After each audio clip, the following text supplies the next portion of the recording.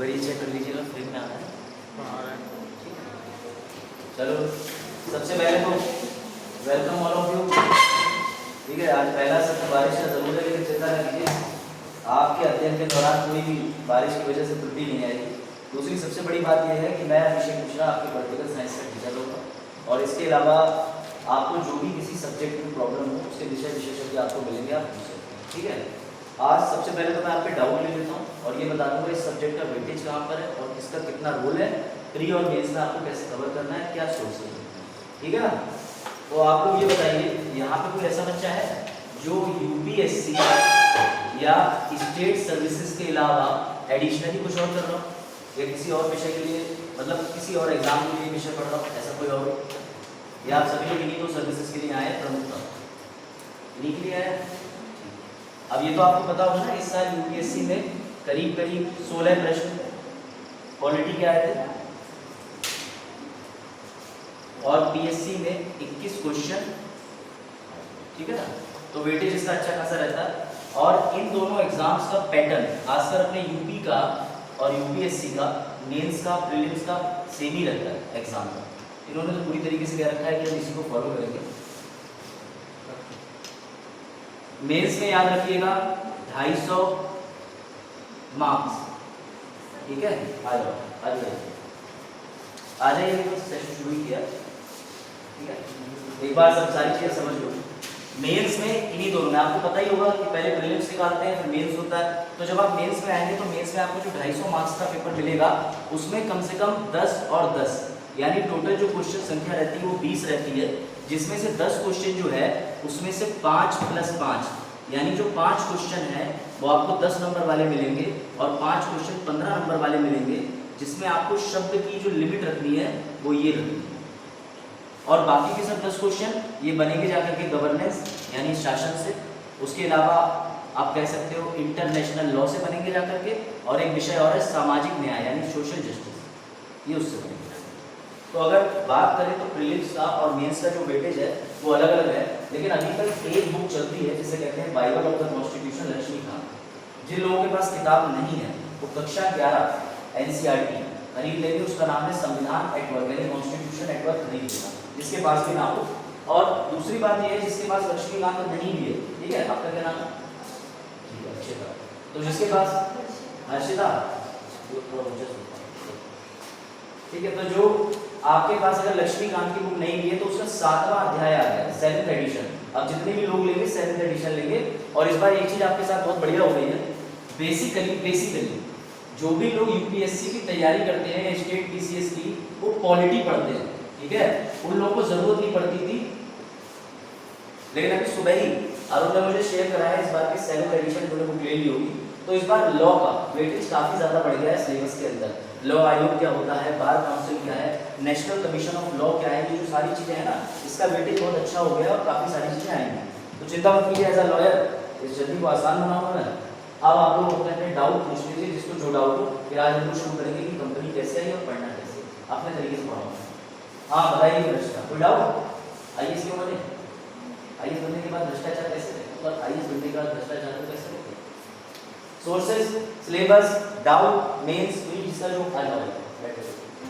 Sir PCS में क्या पता हो? अच्छा, पीसीएस से क्या बताऊं?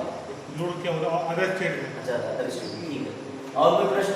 जैसे इधर से आप लोगों का होगा आंसर राइटिंग हो गई, क्या क्या सोर्स है, जो प्रश्न है आराम से पूछिए। आपको अच्छी बात है कि भीड़ भी नहीं है, होती तब भी हम कवर करते, लेकिन कोई भी आपके क्वेश्चन है, आप क्वेरी आप पूछ लीजिए अच्छे से, एकदम निश्चिंत हो। अच्छा सवाल है। और दूसरा एक तो हो गया आपका टाइम 45 दिन तब है जब आप कम से कम 160 दिन पहले पढ़ चुके हो। हर कोई पुराना नहीं है अरुण की तरह। और कोई ठीक है, आंसर राइटिंग। और कोई प्रश्न यानी उत्तर लेखन? और कोई प्रश्न? कोई और? आपका पॉलिटी में कोई पूछना है? कुछ नहीं, सब पढ़ लिया। बस आप कोई और प्रश्न आपको पूछना है?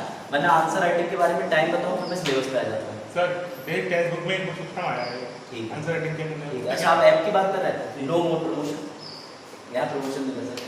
ध्यान से सुनो, सब लोगों ने 10th पास किया है? मुझे ये बताओ, जब क्लास 3rd में एडमिशन हुआ था तो आपसे टीचर ने उसी समय बोल दिया था कि कक्षा 10 का ये पकड़ो मेंस का आंसर और सेम ऐसे ही तुम कक्षा 3 में लिखो?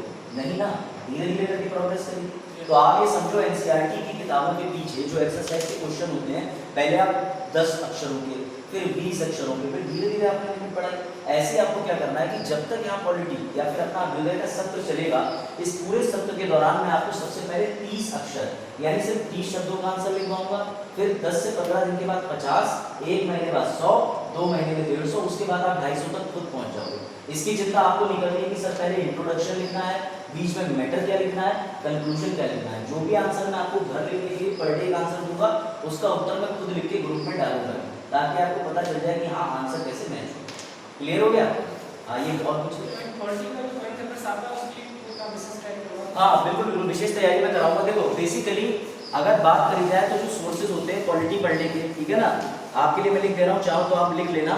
जिसने कभी पॉलिटी नहीं पढ़ी है, जिसका साइंस बैकग्राउंड रहा, जिसे बिल्कुल भी नहीं पता कि पॉलिटी क्या होती है, वो कक्षा 6 से 12 की एनसीईआरटी पढ़े, सिर्फ पॉलिटी विषय,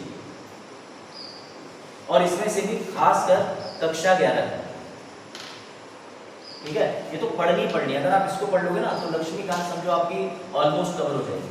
जब आप एनसीईआरटी पढ़ लेंगे तब उसके बाद आपको पढ़नी है लक्ष्मीकांत। लक्ष्मीकांत अंग्रेजी हिंदी दोनों भाषाओं में आती है, ठीक है ना। और लक्ष्मीकांत के बाद में आपको करंट अफेयर्स जो लेके चलने हैं, मैं इसी से पढ़ता हूँ और बेस्ट इसी से, ठीक है। विजन की मैगजीन हिंदी अंग्रेजी दोनों भाषाओं में आती है, और विजन की मैगजीन की हाँ बिल्कुल मिल जाएगी आपको। विजन की मैगजीन जो है, आप इसकी वेबसाइट खोलेंगे, फ्री में आप डाउनलोड कर सकते हैं। जिस पर टैबलेट है वो टैबलेट में पढ़ सकता है, जिस पर नहीं है वो 1 महीने में 3 दिन मांग लो। 1 तारीख से लेकर 10 तारीख में कुछ पन्ने प्रिंट करा लो। आप 3 लोग हो ना एक साथ ग्रुप में, तो तीनों लोग मिलकर एक मैगजीन प्रिंट करा के उसको 20 से 3 में डिवाइड कर लो। 10 दिन आप पढ़ोगे वो पढ़ने, 10 दिन ये पढ़ेंगे, 10 दिन ये, वापस में इंटरचेंज करो, पैसा बचाओगे, समझ गए। उसके बाद लक्ष्मीकांत की होगी। और सबसे बड़ी चीज ये, जब आप ये सारी चीजें कर रहे होंगे तब आपको मिलेगा मेरा LLB, LLM, DD Vasu, internet, Rahul साइएस, बाजीराम का एक्सपीरियंस जो मैं आपको दे दूँगा। और इतना एक्सपीरियंस मोर देन इनफ है। आप पॉलिटी में अगर बतौर ऑप्शनल भी लेके सोच रहे हो ना, तो आपका ऑप्शनल भी आराम से हो जाएगा। कुछ अगर ऑप्शनल कोई क्षमता है प्लीज। अच्छा, एक समस्या है सिलेबस में। कोई बता सकता है सिलेबस में समस्या क्या है पॉलिटी में? बता सकते हो आप? नहीं बता सकते हो? अभी मैं उसके बारे में बताऊंगा कि कितना समय लगेगा तैयार करने में, ठीक है, जिसका बिल्कुल फाउंडेशन जीरो हो। हाँ प्री कम मेंस दोनों का बताऊंगा। पहले आपको ये बताऊंगा प्रीलिम्स के लिए क्या करना है, ठीक है। अब एक बात ध्यान रखना सब लोग बड़ा अच्छे से, जो कि बहुत महत्वपूर्ण है। सिलेबस जो है, जिसने भी देखा है प्री का सिलेबस और मेंस का सिलेबस, प्री में स्टार्टिंग में एक चीज लिखी हुई है भारतीय, ठीक है, राजनैतिक व्यवस्था, और उसके बाद लिखा हुआ है प्लस संविधान, ठीक है। सिलेबस में ज़्यादा नहीं, 5-6 चीज़ें हैं। पंचायती राज भी है, उसके बाद करंट इश्यूज भी लिखा हुआ है, इसके अलावा इंडियन कॉन्स्टिट्यूशन, पॉलिटी है, और भी बाकी सारी चीज़ें, नेशनल कंडीशन। लेकिन इसमें हाँ गवर्नेंस प्री के अंदर भी आती है, ऐसी बात नहीं, सुशासन है। लेकिन मेंस का जो गवर्नेंस है वो पूरा का पूरा सब्जेक्ट है। यहाँ पे सिर्फ गवर्नेंस के बारे में पूछा जाता है, बताऊंगा कितना। अब आप ध्यान से समझो, जो प्री का सिलेबस है, बाकी चीज़ें तो छोड़ दो, मुझे ये बताओ। हाँ सिलेबस और मेंस भी। चलिए प्री के सिलेबस की बात कर रहा हूँ, भारतीय राजनीतिक व्यवस्था और संविधान। सिलेबस के अंदर स्टार्टिंग में ये 2 चीज़ें लिखी हुई हैं। अब मुझे ये बताओ, इसके अंदर क्या पढ़ना है ये डिफाइंड नहीं है, इसके अंदर क्या पढ़ना है ये डिफाइंड ही नहीं, कवर कैसे? हाँ अगर आपकी बात करूँ तो आपने सही बताया, प्रीवियस ईयर जो है उसके अकॉर्डिंग आप चीज़ें निकाल लोगे, लेकिन प्रीवियस ईयर में कहीं भी ये नहीं मिला था होमगार्ड अधिनियम, जेल कैदी अधिनियम, पैरोल के अधिनियम, ये कहाँ से आता है? अच्छा करंट का अगर मैं बात करूँ तो होमगार्ड अधिनियम जो है वो 1858 का है, तो वो तो करंट का मुद्दा ही नहीं है, वो कैसे आएगा? चलो आपकी जो कहने की बात है वो सही है। अगर करंट में कोई ऐसा इंसिडेंट हुआ है, जैसे आपको पता होगा ये बीजेपी के पॉलिटिकल लीडर थे, बीजेपी के, आम आदमी पार्टी के, और जब वो जेल में थे तो उन्हें वहाँ पे जेल में दिखाया गया कि वो मसाज ले रहे थे बढ़िया करके सब कुछ। तो उस समय हाँ उस समय न्यूज़ बड़ा हाईलाइट हुई थी, और उस समय न्यूज़ में जुडिशरी की एक चीज़ बार बार लिख के आ रही थी द हिंदू न्यूज़पेपर में कि पैरोल, जेल में क्या क्या जेल मैनुअल होता है। तो UPSC is very clear, UPSC ने क्या करा, यूपीएससी ने कहा सिलेबस तो डिफाइंड है जिस तरीके से वो भगवान और हम ही जानते हैं, तो उन्होंने क्या करा, उन्होंने पैरोल उठा दिया और इसी वजह से उन्होंने जेल मैनुअल से एक्ट उठा करके जो बंदी और कैदी होते हैं प्रिजनर एक्ट का क्वेश्चन रख दिया कि क्या क्या सुविधाएं मिली जाती हैं इसी सदी में। तो ये आपको इतना स्मार्ट होकर चलना है, वैसे विजन और दान मुंह से कवर हो जाता है वो मैं बताऊँ, ठीक है। तो सिलेबस को लेकर बहुत ज़्यादा चिंता ना करो, मेंस के सिलेबस में बस आप एक बात याद रखना कि आंसर राइटिंग जब मैं करवाऊंगा आपसे तो आप एक भी दिन स्किप मत मारना, जो क्वेश्चन छोड़ोगे वो प्रीवियस ईयर क्वेश्चन तो था ही, अपकमिंग क्वेश्चन भी बन जाएगा।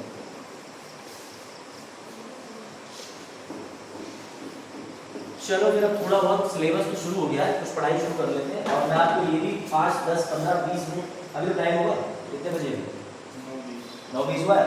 चलो आप मेरे पढ़ाने की हैबिट भी समझ जाओगे कि मैं पढ़ाता कैसे हूँ और किन किस तरीके के जोक करता हूँ, ठीक है ना, आराम से पढ़ेंगे।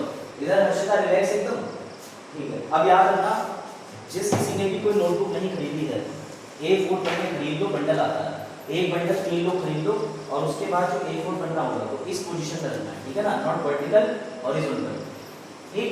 इधर आप एक लाइन खींचते हैं, इधर लाइन खींचने के बाद ऐसे रखोगे कि सर ने कुछ पढ़ाया उसमें जो डाउट है या उसमें हो सकता है बाद में मैं कुछ ऐड भी करूँ।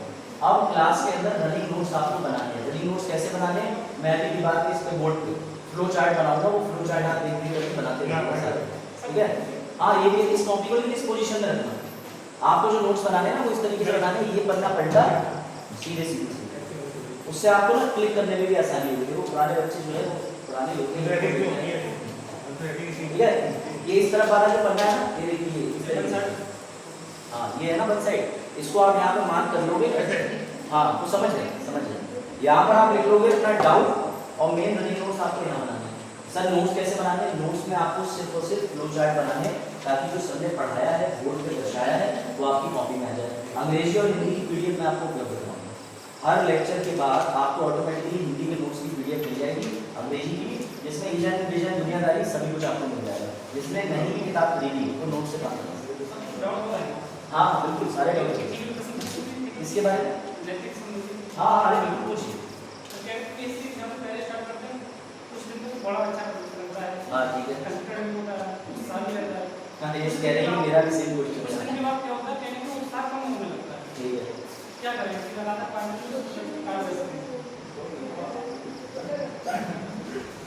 पहले टाइम वाला बता दो, आपने समय का भी पूछा था।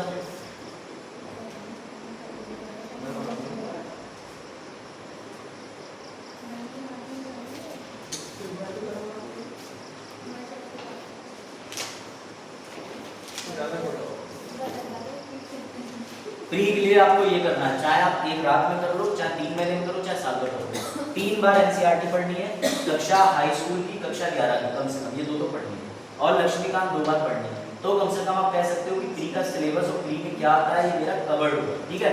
और मेंस के लिए अगर मैं सिंपली बात करूँ तो 3 महीने का टाइम मिलता है रिजल्ट निकलने के बाद, लेकिन अभी जो टाइम चल रहा है करीब करीब 2 मंथ में विद आंसर राइटिंग जो बच्चा बिल्कुल बिगिनर है, एकदम बिगिनर, उसका कवर हो जाना चाहिए।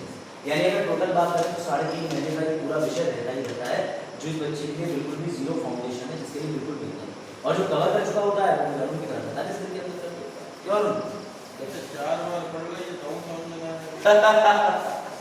अरुण के अनुसार 4 बार पढ़ ली, अरुण 2 बार लिखा था, 4 बार क्यों पढ़ ली। चलो अब बात आ जाए उनके इंटरेस्ट में, ठीक है। ये कह रहे हैं कि भैया स्टार्टिंग में तो बड़ा अच्छा लगता है,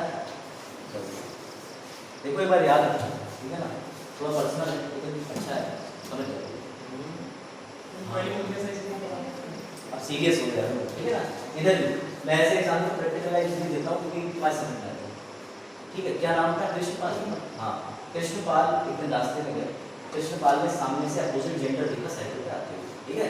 कृष्णपाल ने देखा, कृष्णपाल ने कहा काश मुझे एक बार बात हो जाए, शुरू करें।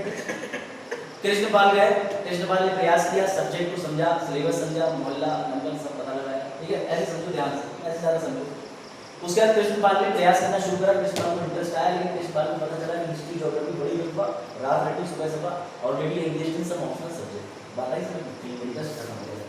इस चीज़ की जगह एक चीज़ यहाँ समझ लो, ये आपका कुछ समय का रिलेशनशिप नहीं है, या तो तुमको नौकरी चाहिए, IAS बनना है, लंबे सपने लंबे दूरी और अपने माँ बाप को देखना शुरू कर दो, इसके अलावा हमें कोई मोटिवेशन और इंटरेस्ट की जरूरत नहीं है।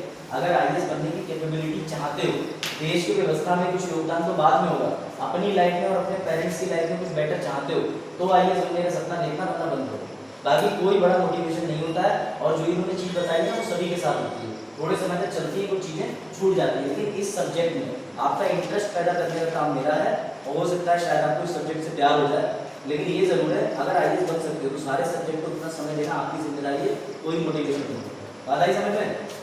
तो यानी साइकिल में बाय बाय करने का नहीं करो, हम लोग पूरे दिन बाद जोड़ सकते हो। हर्षिता समझ, हर्षिता इस लाइक सर यही हो रहा है। शुरू करें? आज टॉपिक पढ़ लो क्योंकि आज कम बच्चे आए हैं तो हम लोग सिलेबस में बहुत ज़्यादा डीप नहीं जा रहे। सर बाय करो पल्ले पड़ जाते। अच्छा, छोटी रहो तो बढ़िया। एक बात याद रखना कृष्णपाल, जैसे आईएएस का सपना आप डाउट और होगा, जैसे आईएएस का सपना हमारा दूसरे बनाते हैं ना, लेकिन ये है कि ये सपना अपना हो जाता है, और अगर आपका अपना सपना है तो चीज़ों में बड़ा मजा आएगा और बड़े पैशनेट हो जाओ, नहीं तो फिर ये भी हो जाएगा मेरी तरह कि बीएड भी करोगे, लेखपाली भी करोगे, बैंकिंग भी करोगे, सारे एग्जाम करोगे, 10 नाम का सवाल नहीं है। एसएससी भी और पैट। हाँ एसएससी और पेट भी। बैठ का फॉर्म कर दिया है। पेट का फॉर्म के लिए आ गया, भर दिया था हैं? भर दिया है।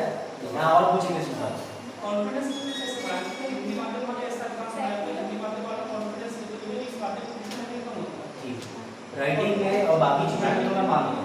आप विचारों के व्यक्ति जो करते हैं माध्यम में फिक्स नहीं कर पाते, कुछ चीजें आगे से नहीं हो पाती। ये समस्या तो फिर सीआर के सामने भी आई होगी जब वो 16वीं 17वीं रैंक लाए इस बार, ठीक है? सब अपने दिमाग से निकाल दो, बस सब्जेक्ट पे कमांड बनाओ, पकड़ बनाओ, मॉक लगाओ, जो सब लोग कर रहे हैं, प्री मेंस और इंटरव्यू की तैयारी वो करो, बाकी चीज़ों की चिंता ना करो। और रही बात कॉन्फिडेंस की, तो ये पुराने बच्चे जानते हैं कि यहाँ आकर के तुम्हें एक एक टॉपिक पढ़ाने का मौका मैं अपने आप दूंगा, और हर चीज़ पे तुम्हारी 360 डिग्री अप्रोच लेके चलूँगा। हाँ क्या बोल सकता हूँ? मैं कह रहा सब बराबर है यहाँ पे कोई। हाँ, ये ज़्यादातर जितने बच्चे बैठे हैं आगे ये भी हिंदी मीडियम वाले हैं, और ये मान के चलिए ये चीज़ अपने दिमाग से निकाल के तैयारी करना कि हिंदी वाले और अंग्रेजी वाले, वरना एक तो वैसे अंडर एस्टिमेटेड रहोगे और ऊपर से लैक ऑफ कॉन्फिडेंस भी आ जाएगा। समझ गए? हर्षिता आपका मीडियम इंग्लिश, हिंदी है, इंग्लिश, सीबीएसई, बाजार उर्दू। हाँ अच्छा, इंडियन पर्सियन सर्विसेज, इन सब चीज़ों को मत सोचो, ठीक है? अगर ये आप सोचोगे ना तो आप जो आंकड़े देखोगे उस हिसाब से आप तैयारी नहीं कर पाओगे, जो भी सर फालतू चीज़ तो कहता ही नहीं। आंकड़े देख करके लेकर हिंदी मीडियम तो सर यहाँ है, इंग्लिश मीडियम वहाँ है, सर में इंग्लिश मीडियम वालों के लिए वेबसाइट से लेकर के काफ़ी संस्थाएं भी बहुत ज़्यादा काम कर रही हैं। हिंदी मीडियम की रही बच्ची 2-3 संस्था, इसमें से एक विकास की सर की। कंप्यूटर लैंग्वेज में जैसे हम देखते हैं कंप्यूटर में अधिकतर जो बातचीत करते हैं इंटरनेट पे इंग्लिश का प्रसार ज़्यादा है। हाँ ये बात मैं हिंदी लिखना किसी को आती नहीं है इंटरनेट पे तो क्या हिंदी कर सब सकते है, हैं? हिंदी लिखना जैसे सब है। जैसे मैं आपको एक बात बता रहा हूँ, जितनी आप तेज इंग्लिश में टाइपिंग हो जाती है हिंदी में कोई करके दिखा दे। हाँ सही बात है, लेकिन इसकी वजह से हम हिंदी छोड़ तो नहीं सकते क्योंकि हमने बचपन में हिंदी पढ़ी। अब हिंदी का रिजल्ट बन देंगे किसी हाँ ये बात, ये कॉन्फिडेंस है, तो ये सब चीज़ें छोड़ दो, बस तैयारी करो और ज़्यादा दिमाग ना लगाओ, कॉन्फिडेंस बिल्ड यहाँ पूछ लो। मैं ऐसा कहा जाता है कि आज तक तो सिलेबस खत्म पढ़ते हैं यूपीएससी, क्या नहीं पढ़ना चाहिए? देखो छोड़ नहीं सकते। पॉलिटी मेरे ऊपर छोड़ दो, इसमें सिर्फ जो पढ़ना चाहिए वही मैं पढ़ाऊंगा, बाकी के विषय विशेषज्ञ जो हैं उनसे आप इस बारे में सब्जेक्ट टू सब्जेक्ट लेना, लेकिन पॉलिटी में जो मेरे नोट्स हैं उसमें आप एकदम कंप्लीट हैं, उससे बाहर आपको चीज़ें नहीं मिलेंगी। लेकिन ये ज़रूर है कि आप 15 क्लास स्टार्टिंग की नहीं लेंगे, 16वीं क्लास से आके बैठेंगे तो फिर बाद में आपको ये कहना पड़ेगा सर का पढ़ाया वो नहीं आया। कंसेप्ट बिल्डिंग 0 डे से होती है, और ये अपने लोग बैठे बता दे रहा हूँ, जिस दिन कोई छुट्टी भी मारे ना तो अपने दोस्त का फ़ोन मिला करके यहाँ रख देना पास में, ताकि आवाज़ पहुँचती रहे, बीमार भी हो तब भी उस तक आवाज़ जानी चाहिए कि सर ने क्या पढ़ाया, यानी एक भी लेक्चर मिस नहीं होना चाहिए अगर कोई इमरजेंसी हो जाती है, बस ध्यान रखना, ठीक है? तो लेक्चर एक भी मिस नहीं करना। चलो अब थोड़ा और शुरू करते हैं ताकि आपको समझ आ जाए कि सर पढ़ाते क्या हैं और कैसे पढ़ाते हैं, क्यों पढ़ाते हैं, ठीक है? अर्षिता को डाउट, इधर को डाउट, ठीक है ना? आपको शुरू हुआ सर डाउट, हाँ भूमि, शिवांशी, सपना, अरुण, कृष्णपाल और आपका नाम तेज, हाँ तेज प्रकाश, इधर बजात अली है। हाँ वो तो मेरी बेटा। चलो अब पुराने बच्चे तो थोड़े ज़्यादा अटेंटिव रहना, उनसे प्रश्न और उत्तर पूछे जाएंगे, ठीक है? चलो रनिंग नोट्स बनाते चलना, अंग्रेजी हिंदी में दोनों लिखूंगा।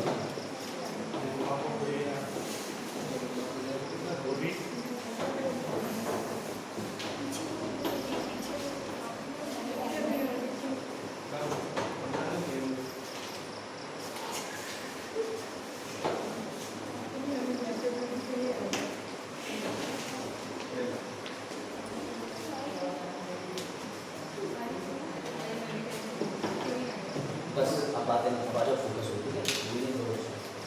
इधर दिख रहा है बोर्ड वगैरह सब क्लियर है? नहीं दिख रहा है बोर्ड? बोर्ड भी दिख रहा है, आप चाहे तो आशिक कर लीजिए, यहाँ आपको आसानी से बोर्ड दिख जाए, बोर्ड भी दिखना चाहिए ना। अब बस फोकस हो जाना बहुत अच्छे से, ताकि चीज़ें समझ में आने लगे। देखो लक्ष्मीकांत किताब के अंदर पहली यूनिट है हिस्टोरिकल अंडरपिनिंग, ऐतिहासिक आधार। हमेशा याद रखना कि पॉलिटी और हिस्ट्री दोनों ऐसा लगता है कि हिस्ट्री वाले सर पॉलिटी पढ़ा रहे हैं, पॉलिटी वाले हिस्ट्री, स्टार्टिंग के एक यूनिट में। क्यों? क्योंकि सारे जो भी ऐतिहासिक घटनाक्रम है उससे हमारा संवैधानिक निर्माण होना शुरू हो गया था। ये बात क्लियर है? ये बात सारे लोग जानते हैं। सर सबसे बड़ी बात ये है कि हिस्टोरिकल बैकग्राउंड में आप पढ़ाएंगे क्या, तो मैं आपको हिस्ट्री बताऊंगा कि किस तरीके से इतिहास की वजह से पॉलिटी का निर्माण हुआ, ठीक है? कैसे अंग्रेजों की ईस्ट इंडिया कंपनी बनी, कैसे कंपनी आई और कंपनी ने क्या क्या किया, ठीक है? क्लियर हो गया? अब ध्यान से समझो, ये बात आप सभी को पता होगा कि 1600 में एक कंपनी बनती है और उस कंपनी का नाम होता है ईस्ट इंडिया कंपनी। ये कंपनी कहाँ बनती है? इंग्लैंड में, लंदन में बनती है। तो हुआ ये कि एक दिन कृष्णपाल ने मेरे पास फोन करा, सर इस समय नेपाल में फ्लू पहुंच रहा है इंडिया से बहुत ज़्यादा बड़ी संख्या में। मैंने कहा हाँ तेजपाल पहुंच रहा है, और कृष्णपाल ठीक कह रहे हो। तो कृष्णपाल ने कहा कि सर मौके का फ़ायदा उठाते हैं, लॉन्च कर देते हैं हमारे अपने चश्मे काला चश्मा ब्रांड। मैंने कहा हाँ ठीक है।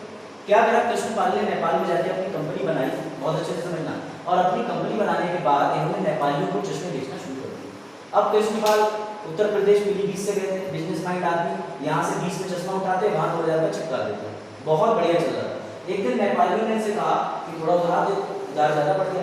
कृष्णपाल की नेपालियों से लड़ाई हो गई, तो कृष्णपाल ने फोन मिलाया कि respected prime minister of country, आप आर्मी भेजो, इन लोगों से मेरी लड़ाई हो गई। तो तुरंत ही हमारे देश के प्राइम मिनिस्टर ने इनसे कहा आर्मी क्या मतलब आर्मी का, कंपनी तुम्हारी, झेलो तुम, लड़ाई करो तुम, चश्मा बेचो तुम, प्रॉफिट कमाओ तुम, तुम्हारी हिम्मत कैसे मुझे फोन करने की, फोन रखो, दोबारा फोन मत करना, as I can take you to the jail. तो कृष्णपाल के सहयोग में कोई नहीं था और इनकी कंपनी डूब गई। ये क्वेश्चन है मेंस का। अब मेरा क्वेश्चन आपसे ये है कि ईस्ट इंडिया कंपनी के साथ में मिलिट्री आई थी, साथ ही वो कहीं भी जा करके किसी भी एरिया पे कब्जा कर रहे थे, और इन दोनों चीजों के साथ साथ उन्हें ब्रिटेन की संसद और रानी दोनों से बहुत सारे अधिकार प्राप्त थे। क्यों? सवाल समझ गए? आज एक सेकंड, कोई भी कंपनी नेपाल में मैंने खोली, कहीं भी खोली, मुझे कोई सपोर्ट नहीं कर रहा है, लेकिन एक कंपनी जो 1600 में बनी लंदन के अंदर, और जब वो कंपनी बनी तो उसके साथ में आर्मी खड़ी है, उसके साथ क्वीन खड़ी है, ब्रिटेन की सांसद खड़ी है। क्यों? इसीलिए यूपीएससी ने सवाल पूछा कि ईस्ट इंडिया कंपनी क्या मात्र एक कंपनी थी? ये यूपीएससी का क्वेश्चन मेंस का, was east India company merely a company? क्योंकि कंपनी तो आज आप भी बना सकते हो, चलेगा जाकर के लंदन में बेचो सामान, तुम्हारे साथ मोदी जी थोड़ी ना भेजेंगे, चीफ डिफेंस ऑफ इंडिया आदमी सीरियस थोड़ी चले जाएंगे, अरे मैं बचाऊंगा कृष्णपाल को, कृष्णपाल ने कंपनी खोली। ऐसा क्यों? बताओ क्या लगता है? आप बता, तब आप बताइए। सर ऐसा इसलिए है, रानी के शेयर थे कंपनी के अंदर, रानी के शेयर्स थे, और जब सपोर्ट था उधार दिया कहा था, जब बिल आया था सर, हाँ, तो उसमें ये कहा गया था जो कंपनी है वो बिठाई गई थी, उतराई हुई थी मैं बताता हूं। सांसद के द्वारा। अब जैसे ही आप चार्ट बनाओगे रनिंग नोट, आप देखोगे 1600 ईस्ट इंडिया कंपनी लंदन, उसके सामने दो चीजें डाल दो। सबसे पहले हिंदी में लिखो शाही फरमान, which is called royal charter, और दूसरा मोनोपोली। सर रॉयल चार्टर का मतलब आप कहना क्या चाहते हैं? यानी कि लीगल, पॉलिटिकल पावर, और जिसके पास ये होती है वो कहलाता है, मैं फिर से क्लियर कर रहा हूँ, ये बात ध्यान से सुनो, ठीक है? ये जो चार्ट है आप ऐसे बना लो। East India company sir London से आई, लेकिन ईस्ट इंडिया कंपनी सिर्फ एक ईस्ट इंडिया कंपनी नहीं थी, उसके साथ था शाही फरमान, उसके साथ क्वीन थी। क्वीन का मतलब होता है स्टेट, स्टेट का मतलब उत्तर प्रदेश मध्य प्रदेश नहीं होता, स्टेट का मतलब संसद, विधायिका, कार्यपालिका, न्यायपालिका, ये तीन भी होते हैं ना। तो जब किसी कंपनी के साथ स्टेट खड़ा होगा तो क्या तुम उस कंपनी को इंच भर भी टच कर सकते? नहीं कर सकते ना। यही वजह थी यूपीएससी ने क्वेश्चन डाला कि ईस्ट इंडिया कंपनी मात्र एक कंपनी नहीं थी, क्योंकि उसके पास दो चीजें थी। एक तो सिर्फ और सिर्फ व्यापार करने का अधिकार जो कोई ने दिया था, जिसे वो हर 20 साल में बदलेंगे, और दूसरा रॉयल चार्टर, जिसे शाही फरमान कहते हैं। तो सर शाही फरमान का मतलब लिखित में दे दिया, यानी लीगल। क्वीन कौन थी? पॉलिटिकल। तो लीगल यानी कि विधिक, पॉलिटिकल राजनीतिक शक्तियां कंपनी के पीछे थी, इसलिए कोई कंपनी को हिला नहीं पा रहा था। Is it clear? ये समझ में आया? भूमि ईस्ट इंडिया कंपनी कंपनी नहीं थी, क्यों? कंपनी से बढ़ के थी, क्योंकि उसके पीछे कौन था? पहले ब्रिटेन की सांसद और कोई, और ब्रिटेन की सांसद क्वीन की शादी चलती। तो अगर किसी कंपनी के साथ में कंपनी का उस देश का टॉप का इंसान खड़ा है जो पूरी सरकार चला रहा है, तो उस कंपनी को कोई नहीं छू सकता है। आप अपने आगे भेज दोगे ना। इसीलिए उन्होंने कहा था कि जब भी हमारी कंपनी के ऊपर कोई आंच आएगी तो हमारी आर्मी आगे जाकर के फाइट करने को तैयार होगी। ये चीज समझ लेना। लेकिन सिर्फ इतना ही नहीं है, एक और इम्पोर्टेंट चीज, जब ये कंपनी बनी तो जैसा भी वजाहत ने कहा, इसमें क्वीन प्लस उनके जितने भी रिलेटिव्स थे जिन्हें राजशाही बोला जाता है, इन सभी लोगों का उसमें था शेयर। तभी ना इंटरेस्टेड थे। अगर क्वीन को आप कुछ दोगे नहीं बदले में, तो क्वीन क्यों तुम्हारी कंपनी के साथ खड़ी हुई? तो क्वीन को उन्होंने कहा कि मैडम पूरे एशिया के मार्केट जो है वो बहुत बड़ा है। क्यों? क्योंकि सबसे पहले 1498 में वास्को ड गामा आ गया था चूरन चट्टी में, एक चाय पत्ती और ये सब लोग नहीं करते। उसके साथ वास्को ड गामा जब आया तो वास्को ड गामा ने कमाया 3 गुना ज्यादा व्यापार से पैसा। आपने पढ़ा होगा ना स्पेक्ट्रम में कि 10 रुपए की चीज को 110 में ले जाने के बेचा तो 100 रुपए से मुनाफा। तो जब मुनाफा कमाया और उसके बाद ईस्ट इंडिया कंपनी जब बनी, तो ईस्ट इंडिया कंपनी बनने के बाद कोई ने कहा कि ठीक है जाओ। लेकिन ये जो पूरी प्रक्रिया हो रही थी, इसके पीछे चीज जिम्मेदार थी जिसे अंग्रेज मानते थे कि हमारा एकमात्र उद्देश्य यही है। और इस पूरी प्रक्रिया के लिए, अरुण वर्ड जरूर लिखना, इस पूरी प्रक्रिया के लिए बोला जाता है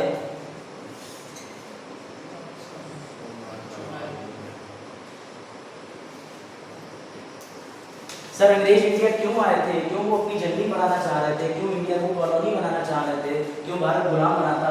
उसके पीछे उनकी एक नीति थी साम्राज्यवाद। सर साम्राज्यवाद क्या होता है? साम्राज्यवाद का मतलब कुछ लोग किसी एक देश से दूसरे देश में जाएंगे और उस देश पर कब्जा कर लेंगे, और यही तो वो लोग कर रहे थे। यानी सर क्वीन बहुत ज्यादा क्लेवर थी। क्वीन को पता था कि यूरोप को अपनी शक्तियां बढ़ानी है, और उसके लिए क्वीन के दिमाग में जो नीति चल रही थी, उस नीति को बोलते थे साम्राज्यवाद। उसी नीति के तहत उसने कंपनी के रूप में अपनी मिलिट्री और पॉलिटिकल पावर्स को इंडिया में ट्रांसप्लांट करा दिया, ताकि जाओ साम्राज्य का विस्तार। Is it clear? समझ में आया? This policy is called imperialism. अभी हाल ही में आपने साम्राज्यवाद का उदाहरण देखा है इन्हीं दो देशों के मध्य। अच्छा चीन, बिल्कुल मोदी सही आंसर दिया। रूस और यूक्रेन, रशिया भी यही चाहती है। टेरिटरी मुझे टेरिटरी तो इंपीरियलिज्म वेरी गुड। ये आईआर का टॉपिक है, लेकिन इसकी अंडरस्टैंडिंग आपकी बनती चली जाएगी। यहाँ तक चीजें क्लियर है? यहाँ तक सॉर्टेड है? नमस्ते। यहाँ तक चीजें क्लियर है? यहाँ तक सॉर्टेड है?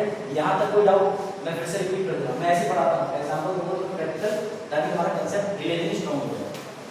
मैंने ये बताया 1600 में बातें कम करना, और ध्यान दो इस बार यूपीएससी मेंस में क्वेश्चन आएगा इसी से। मैंने ये बताया 1600 में कंपनी बनी। सर कंपनी कहाँ बनी थी? पीलीभीत में, लंदन में। सपना सिरेदारी पीलीभीत में नहीं, लंदन में कंपनी बनती है। सर वो कंपनी किस लिए बनती है? चाय का व्यापार करने के लिए, नमक का व्यापार करने के लिए, दुनियादारी व्यापार करने के लिए। तो सर क्या वो कंपनी इंडिया में आकर के सामान बनाती है? नहीं, ऐसा कुछ नहीं होता। इंडिया में वो अपने वेयर हाउसेस बनाती है, फैक्ट्री। उसने क्या करा? बंगाल के पास में अपना पूरा एक किला बनाया, सामान रखा, शिप पे ढोया, उसी सामान को यूरोप में ले गए, वहाँ शर्ट बनाई और तुम्हें ला करके 150 रुपये में बेच दी। बात आ गई समझ में? यानी वो यहाँ प्रोडक्शन नहीं करते थे, क्या करते थे? यहाँ स्टोर करते थे चीजों को। ये बात यहाँ से कच्चा माल ले जाएंगे। Exactly, good. 1600 में जो कंपनी बनी वो सर सिर्फ एक कंपनी नहीं थी, कंपनी से काफी बड़ी चीज थी।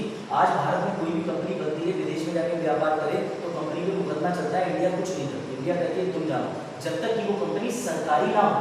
तो सर यहाँ पे भी हमें वही चीज दिख रही है ना कि इस कंपनी के साथ सरकार खड़ी थी। सरकार ने क्या दिया? रॉयल चार्टर, शाही फरमान। कोई ने दिया, मुहर लगा कर जाओ तुम हर उस क्षेत्र में जाके व्यापार कर सकते हो जो अधिकार क्षेत्र मैंने तुम्हें दर्शाया, और सिर्फ तुम ही व्यापार कर सकते हो और जब किसी देश के अंदर कोई एक तरीके का व्यापार किसी एक ही प्रकार के आदमी के पास होता है तो उसे एकाधिकार कहते हैं, विच इज कॉल्ड मोनोपोली। क्लियर है? तो इन्हें दो अधिकार मिले। सर शाही चार्टर के क्वेश्चन आ गया तो हम क्या लिखेंगे? तो आप लिखेंगे शाही चार्टर का अर्थ होता है जब विधिक एवं राजनीतिक यानी लीगल और पॉलिटिकल पावर कोई भी देश किसी कंपनी में ट्रांसफर करता है तो उसे बोलते हैं रॉयल चार्टर। सर यहाँ मंत्री उदाहरण दे रहे हैं, हाँ। एक इंडियन ऑयल है, एक टाटा है, हाँ फिर रिलायंस मान लीजिए, ठीक है। इन दोनों में एक शाही फरमान आपको मिलेगा इंडियन ऑयल नहीं नहीं शाही फरमान नहीं, गवर्नमेंट के कोई शेयर्स नहीं कंपनी में, खाली अंबानी अडानी का नाम लिया जाता है, लेकिन गवर्नमेंट का कोई इन्वॉल्वमेंट प्रूफ नहीं होता। इंडियन ऑयल ये कहते हैं अंडरटेकिंग। हाँ अंडरटेकिंग वो अलग चीज है, वो जो आप बात कर रहे हो वो अलग है। आप पीएसयू की तरफ जा रहे हो। हाँ सर जैसे कि भारत का संविधान में कहीं भी कंपनी खोलने का अधिकार है, हाँ तो जैसे कि हम कहते हैं कि हम भारत सरकार को टैक्स देते हैं, कोई भी व्यापार को टैक्स देना पड़ता है, तो सर ये तो फिर सरकार का ही फर्ज हो गया ना कि हमारा जैसे हम टैक्स दे रहे हैं तो वो हमारी रक्षा के लिए आ गया है। अगर कोई बात होती है इनका जो सवाल है, प्राइवेट और गवर्नमेंट का मतलब क्या रह जाता है? इनका मानना ये है कि ये अमेरिका है, ठीक है, और अगर मैं एक भारतीय हूँ तो मैंने यहाँ कंपनी अगर अपनी बना रखी है तो भी ये कंपनी जब इंडिया आएगी तब टैक्स देगी। मैं और इंडिया के बात अंदर नहीं कर रहा, मैं हाँ। अपनी ही इंडिया की बात कर रहा हूँ कि इंडिया में मैंने कहीं भी कंपनी खोली है तो अगर मैं टैक्स दे रहा हूँ, लीगल तौर पर टैक्स दे रहा हूँ, सारे टैक्स पे कर रहा हूँ, तो अगर मेरा पैसा दबता है कहीं बाहर या यहीं इंडिविजुअली दबता है तो भारत सरकार को इसका हस्तक्षेप करना चाहिए कि नहीं? भारत सरकार इसलिए हस्तक्षेप नहीं करेगी, उसके पीछे कारण है। आप आर्टिकल्स फंडामेंटल राइट के तहत स्वतंत्र हो कि आप कोई भी व्यापार कर सकते हो। उस व्यापार में लिखा हुआ है कि सरकार का जब तक इन्वॉल्वमेंट नहीं होगा, जब तक उस कंपनी में सरकार का एक्टिव वो जो टैक्स है, मैं बताता हूँ, टैक्स इस चीज को जस्टिफाई नहीं करता कि सरकार भागीदारी होगी। टैक्स आप इसलिए कर रहे हो, इस कमरे के अंदर बैठ के हम लोग ये फैन चला रहे हैं तो इसका मतलब ये नहीं हो गया कि सरकार जब भी कमरा गिरेगा तो आकर के कहेगी लो पंखा मैं उठा दूँ। सिर्फ हम चीजें यूज कर रहे हैं इस बात का कि टैक्स दे रहे हैं उनकी जमीन। ठीक है, अब मैं यही काम इंटरनेशनल तौर पे कर रहा हूँ और मुझे हो सकता है कि इंटरनेशनल जैसे मैं चीन के साथ व्यापार कर रहा हूँ, हो सकता है चीन ने मुझे बंदी बना लिया, मैं अपना पेमेंट लेने गया, ठीक है, तो इसमें भारत सरकार का क्या हस्तक्षेप है? हस्तक्षेप हो सकता है। भारत सरकार का ये हस्तक्षेप है कि जब भी आपके ऊपर इंटरनेशनल मामला चलता है, क्योंकि लॉयर होने का मैं बता रहा हूँ, तो आपके साथ भारत सरकार विधिक हेल्प में खड़ी है। आपकी कंपनी अगर गवर्नमेंट की होल्डिंग की कोई कंपनी है तो सरकार को केस भी लड़ती है विदेश में। आप देखोगे सरकार को पार्टी बनाया जाता है। आपने बहुत से ऐसे केसेस देखे होंगे, जैसे एलजी का केस था, तो एलजी के केस में सरकार जो है, एलजी बनाम भारत संघ का एक केस था, उस केस में ये हुआ था कि एलजी कंपनी जो फ्रिज और रेफ्रिजरेटर बनाती है, इसने भारत के अंदर फ्रेंचाइजी ली, भारत में व्यापार करने आई और इसके विदेश के कानून ये कहते थे कि तुम कहीं भी जाकर के इस कंपनी के मानक का प्रोडक्ट बना सकते हो। उसने इंडिया में बनाया, वो इंडिया में अलाउड नहीं था, ये वापस भाग गए। तो इंडिया ने जब ये बात क्लेम करी तो उनकी जो देश की सरकार थी उसका और हमारी सरकार का मुकदमा चला। इनका जो केस है उसमें भी वही होगा कि भारत सरकार आपके लिए फंडामेंटल राइट्स को उल्लंघन होने पर कर सकती है, लेकिन आपकी कंपनी को नहीं बचेगी। ठीक, अभी हाल में ही सहारा का पैसा हाँ। बचाने का वादा गृह मंत्री अमित शाह जी ने किया है, अच्छा, तो ये क्यों किया? ये इसलिए कराया क्योंकि जब भी कोई कंपनी बाइंड अप होती है तो कंपनी जब सरकार बाइंड अप करती है तो सरकार अपने अधिग्रहण में लेती है कंपनी के सारे रिसोर्सेज। हाँ सर वो एक प्राइवेट कंपनी है। हाँ नहीं, वो प्राइवेट कंपनी तब तक थी जब तक उसके खिलाफ सरकार ने कंप्लेंट करके लोगों का पब्लिक इन्वॉल्वमेंट में पैसा नहीं मारा। सर थी वो प्राइवेट ही ना, ऑर्गेनाइजेशन जो फर्म उसका रजिस्टर्ड है वो तो प्राइवेट कंपनी के नाम पर रजिस्टर्ड है। हाँ, आपकी बात ठीक है। केस जो है लीगल की गवर्नमेंट लड़ रही है केस की, तो सर वो गवर्नमेंट कंपनी तो नहीं कहलाएगी। मैं बता रहा हूँ ऐसा, इसको जानते हो इसको? हाँ ये तो सुप्रीम कोर्ट कुछ नहीं कर सकता है। सुप्रीम कोर्ट ने कहा कि गवर्नमेंट जो है इस कंपनी के सारे शेयर अपने पास होल्ड करे और सारे शेयर्स को लोगों में डिस्ट्रीब्यूट करे। तो सर ये क्या अधिकार है ये गवर्नमेंट है, का कि वो किसी भी कंपनी को अपने अधिकार क्षेत्र में ले ले? मैं बता रहा हूँ इसका बहुत आसान इलाज है। ये राज हमारा इंडिया आधा बना है, पूरा इमेजिन कर लेना। मुझे ये बताओ, इंडिया पे आज के समय पर रूल कौन करता है? सरकार। तुम्हारी चीजें अगर कुछ भी होगी कह सकते हो, अगर तुम्हारी कोई भी चीज इंडिया में डिस्ट्रीब्यूट करनी है, रिसोर्सेज की जिम्मेदारी, ये भी छोड़ो, तुम्हारे घर के पीछे, तुम्हारे घर के अंदर सोने की मट्टी निकल है, अब तुम लोग मेरी जगह पे नहीं, मेरी एएसआई आएगी, तुम्हें मट्टी दोनों को ले जाएगी, तुम्हें छोड़ जाएगी मट्टी, अपने पास रखेगी। ठीक है, और उसी खुदाई में अगर मतलब कुछ अवैध हथियार मिल जाते हैं तो भारत सरकार क्लेम क्यों करती है? तब भारत सरकार क्लेम इसलिए नहीं करती क्योंकि भैया संपत्ति के लिए तुम जिम्मेदार हो जो हमारे काम आ सकती। तो फिर ये नहीं आ रही है तो समानता का भाव कहाँ रह गया? नहीं, ये समानता का भाव मानव और जीवित चीजों के प्रति है, आजीवित चीजों के प्रति नहीं। सर सर अगर सोना निकलता है वो भी तो सर, अधिकृत है। नहीं, सोना सोना जी नहीं, सोना एक कमोडिटी है, वो तो सरकार का इसलिए है कि सर। सरकार सोना एक्सट्रैक्ट करके खनन से तुम्हें दे रही है, तुम कहाँ पैदा कर रहे तो हो? ठीक है सर, करेक्ट क्या है वो भी तो कमोडिटी है। चलो हाँ, एक PSU में एक प्राइवेट रुक कंपनी। जाओ, सारे सवालों के जवाब लेक्चर के अंदर हैं, क्योंकि आपके जितने भी सवाल हैं दोनों के बड़े रेलिवेंट हैं। सर बात नहीं, जवाब दे दी सर, बात तो सुनिए सर। मैं भी आपके डाउट क्लियर कर दूंगा, लेकिन मेरी 5 मिनट में आप पीछे अच्छे जाओ। कंपनी बनाने का जो व्यापारी होता है वो हमेशा व्यापारी को देखा, जैसे मुझे लगा कि यहाँ से चीन में मास्क की बहुत ज़्यादा जरूरत पड़ेगी, मैं गया चीन में, मैंने उनके बनाने से पहले N95 मास्क बना करके वहाँ दे दिए, तो व्यापारी क्लेवर, उन्हें चाहिए था पैसा, और पैसा कहाँ से आ रहा था? इंडिया से, क्योंकि वो देख चुके थे कि इसे पासपोर्ट लगाना। समझ गए? अभी आपके दोनों के पॉइंट है। हाँ एक पॉइंट है सर, पूछो। एक PSU कंपनी है, एक प्राइवेट कंपनी है, एक ये दोनों रिलायंस हो गई, ये काम कर रही है वहाँ जाके। विधिक सहायता के लिए 191 मिला है, 2000 रुपये प्रति महीने। आपका सवाल कोर्स से रेलिवेंट है, कोर्स से रेलिवेंट नहीं है मेरा, कोर्स से रेलिवेंट नहीं है, वापस आ जाओ। PSU में गवर्नमेंट कंपनी गिराएगी नहीं गिराएगी? PSU में गवर्नमेंट कंपनी, अब देखो अगर इसकी तुम यूनिट की बात करोगे, इसको कोई मालिक नहीं होता है। मैं तुम्हें एक चीज बता दे रहा हूँ, मैं सभी को नियम बता दे रहा हूँ, ये पढ़ के कल आना तब मुझसे बता, ठीक है?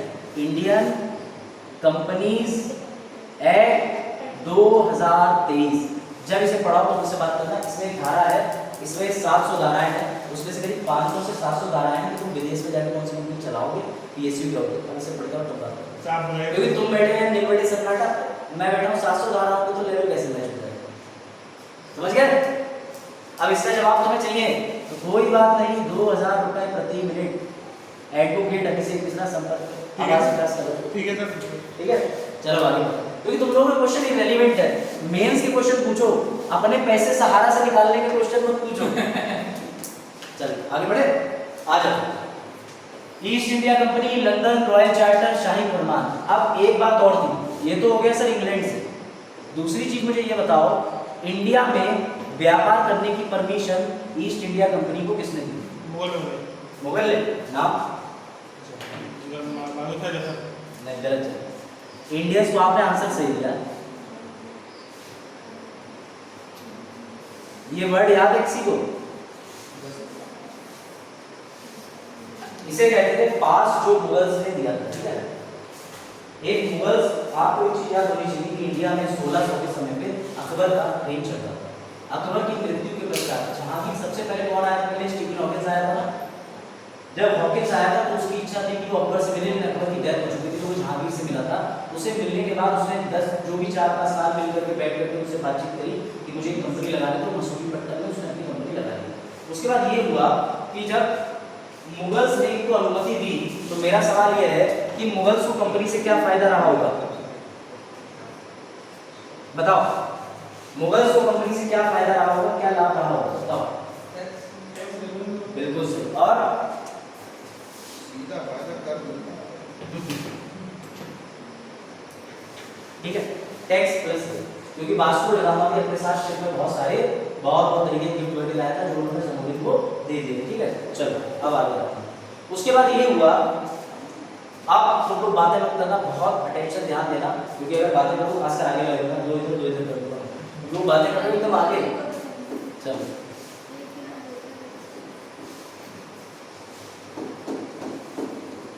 अब फोकस करना बड़े ध्यान से, ठीक है? नाउ होता ये, एक कंपनी जो 1600 में बनी, जिसको लंदन में कंपनी बनी, क्वीन की इजाजत मिल गई, उसके बाद मुगल से पावर मिल गई, लेकिन ये कंपनी आई थी व्यापार करने, ट्रेड। लेकिन उसके बाद बताओ ये शासक कैसे हो गई? ये किसी ने सोचा? जो कंपनी भारत में आई है व्यापार करने, वो कंपनी शासक कैसे बन गई? ये सोचा किसी ने? बताओ। 1707 में एक ऐसी घटना हुई, एक व्यक्ति था, उसका नाम क्या था बजाज? इसकी हो गई मृत्यु। अच्छा हाँ सर, औरंगजेब। औरंगजेब की मृत्यु के बाद कहा जाता है कि मुगल्स का बुरा वक्त शुरू हो गया, which is downfall of Mughal शुरू हो गया। तो जब मुगल्स की स्थिति डिक्लाइन होने लगी, तो फिर क्या कहा ईस्ट इंडिया कंपनी ने सोचा ये सबसे अच्छा टाइम है कि हम जाकर के अपनी पावर को बढ़ा सकते हैं। दूसरी बात तो ये है, ये तो चलो 1707 है, इनके बाद में जो शासक आया उसका नाम बहादुर शाह जफर था, इससे हमें कोई लेना देना नहीं है। लेकिन इसके बाद एक ऐसी घटना हुई जो लक्ष्मीकांत ने की हुई है, कौन बताएगा इसके बाद ऐसा क्या हुआ? क्योंकि लक्ष्मीकांत ने 1757 लिखा है, लेकिन this is not the right thing. एक और बैटल था जो बहुत इंपॉर्टेंट है, पढ़ाई इसे क्लास बक्से में, कौन सा क्लास बक्से में, नहीं क्लास से ये नहीं है आंसर, इसके अतिरिक्त बताइए। देखो मैं कितने लोग यूपीएससी के लिए तैयार है, बताओ यार। पीएसयू लिखूं, पीएसयू सहारा, सरपंच, चलो बताओ। यहाँ तक की स्टोरी क्लियर है, पहले ये बताओ 1600 से 1707 क्लियर है एकदम। अब आगे तो ध्यान से, 3 इंपॉर्टेंट बैटल थे। सबसे पहले था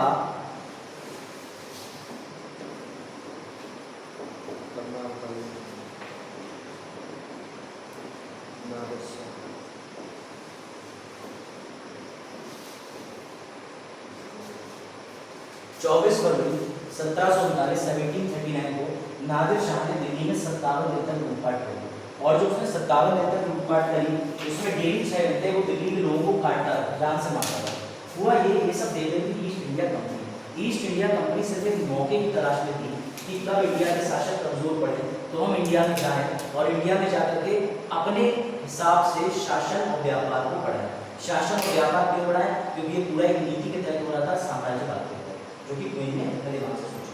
अब मेरा सवाल आपसे इंपॉर्टेंट ये है, 1739 के बाद 1600 में जो ईस्ट इंडिया कंपनी बनी थी, इसने क्या करा, अपनी पावर बढ़ाने के लिए फायदा लेना शुरू कर दिया था, और ये जान चुकी थी कि 1739 में अंग्रेज किस तरीके से भारतीयों से युद्ध जीत सकते हैं, क्योंकि नादिर शाह ने इन लोगों के साथ जब लूटपाट करी तो ये कमजोर तो हो ही गए थे। साथ ही साथ उसे ये पता चला कि करप्शन करके, यानी कि इनके जो सेनापति हैं उनको रिश्वत दे करके मुगल्स का फायदा उठाया जा सकता है। ये बात आई समझ? अच्छा, एक चीज और हुई थी, 1707 होने के बाद में अगर ये इंडिया था तो इंडिया के सब रूलर अलग होते जा रहे थे, इंडिपेंडेंट स्वतंत्र होते जा रहे थे। ऐसे में एक प्रांत है बंगाल, उस समय 17 प्रांत थे, उसी में से एक प्रांत था बंगाल। बंगाल का एक शासक था, उसका नाम था सूर्य नारायण मिश्र, आपको ऐसे मुर्शिद कुली खान। मुर्शिद कुली खान कन्वर्टेड था, पहले वो हिंदू था, बाद में मुस्लिम बन गया। तो मुर्शिद कुली खान जो था उसी का बेटा था अलीवर्दी खान, और उसी का पोता था जिसके साथ आप देखोगे 1757 का युद्ध, बैटल ऑफ प्लासी, उसका नाम था शिराज। ये जो सिराज उद-दौला था ना, इसके पास पता है कितनी फौज थी जिससे अंग्रेज लड़े थे? बताओ, पढ़ा होगा ना आप लोगों ने। 18,000 6,000 12,000। ईस्ट इंडिया कंपनी के पास सब 3000 लोग थे जो कि कहीं से कहीं तक नहीं जीत सकते थे, लेकिन सिराज उद-दौला का सेनापति जो था, अंग्रेजों ने 1739 में करनाल का युद्ध देखा था। तो ये 1739 में एक चीज जान गए थे कि अगर हमें अपनी पावर बढ़ानी है तो उनके लोग हम खरीद सकते हैं। तो इन्होंने मीर जाफर जो कि सेनापति था उसे खरीद लिया, और मीर जाफर खरीदने के बाद में बिना लड़े हुए युद्ध जीते। इस युद्ध को जीतने के बाद ये वाला जो युद्ध आया, इससे इन्होंने सीख ली। ये वाला जो युद्ध आया, इससे इनका कॉन्फिडेंस बढ़ा, और 1764 का जो युद्ध था, जिसे कौन सा बैटल कहते हैं अरुण? Battle of Plassey, Buxar.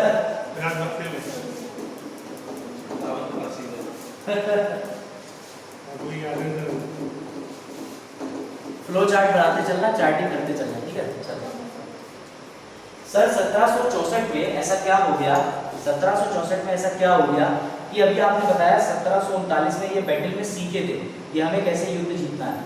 1757 में इनका कॉन्फिडेंस बढ़ा। 1764 में ऐसा क्या हुआ कि ईस्ट इंडिया कंपनी व्यापारी से शासक की ओर परिवर्तित हुई। तो बता सकता है? बताओ, पुराने छात्र से बताओ। हाँ बताओ, बताओ। 1764 में ऐसा क्या हुआ? बंगाल जीता, बंगाल जीता, ठीक है? और आपकी बात की बंगाल जीता, और बम्बई, मद्रास, नहीं बंगाल की तरफ से। और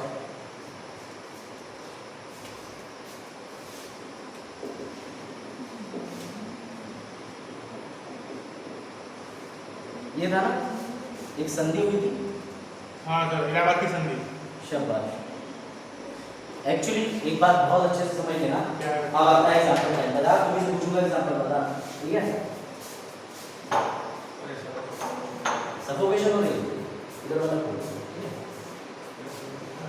अब आप लोगों से सवाल लड़ाएगा, चलो बताओ, तुम ही बताएंगे इसका आंसर, ठीक है? आसान है।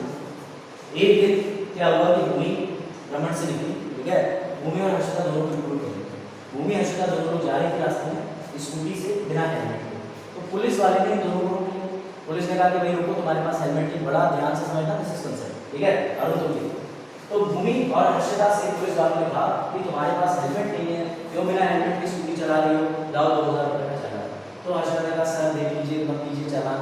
बोला नहीं चालान तो लगेगा, मैंने तो परसों भी देखा था बिना हेलमेट के, लेकिन मैंने आवाज़ दी तो तुम लोग निकल गए। तब जाकर के उसने इन्हें चालान दे दिया, और चालान देते ही हर्षदा ने डिसाइड करा मामले को ये दफा कर देते हैं, घर पहुँचने से अच्छा ये तो 2000 रुपये दे दिए। थोड़ी दूरी पे भूमि और हर्षदा को आगे कुछ ही दूरी जाने पे एक गुंडा समझ लो ना गुंडे को अच्छे से, उसके दोनों ऊपर के बटन खुले हुए, गले में गमछा और मुंह में उसके जवाब केसी। उसने तुरंत ही भूमि बात दिया 3000 रुपया दे दो, 3000 रुपया। तो भूमि का क्यों दे दे 3000 रुपया, तेरी ऐसी कैसी क्या बात कर रुपया। अब मुझे एक बात बताओ, बड़ा ध्यान से सुनना, पैसा जो है वो पुलिस ने भी मांगा, ठीक है, और गुंडे ने भी मांगा, इसे दे दिया, इसे क्यों नहीं दिया, क्यों बताओ हर्षदा। अरे क्या तो प्रशासन है, क्या तो प्रशासन नहीं है। किस बात पे पुलिस ने हमारी सिक्योरिटी ना हर्षदा सर इनको अधिकार प्राप्त है, गलती थी। सर इनको अधिकार प्राप्त है। अच्छा और कुछ दीवानी रात में और भाई, तभी मैं कह रहा था इस बार सब कुछ अपडेटेड है, पुराने बच्चे सोच रहे वही सब 17-17 नहीं, इस बार तुम वो देखोगे जो तुमने नहीं देखा पिछले साल, ठीक है। सबसे बड़ी बात समझो, बड़ा ध्यान से आ जाओ, 1764 के बाद जो तुम्हारे अंग्रेज थे, यानी अंग्रेज का मतलब ईस्ट इंडिया कंपनी, वो भी भारत में छोटे मोटे व्यापारियों से रंगदारी यानी पैसा वसूल करते, पूरा का पूरा भारत में वो क्षेत्र जहां पे वो पैसे वसूलते थे, पूरा उनसे क्षेत्र खपा था कि ये गुंडागर्दी कर रहे हैं, रंगदारी कर रहे हैं, पैसे वसूल रहे हैं।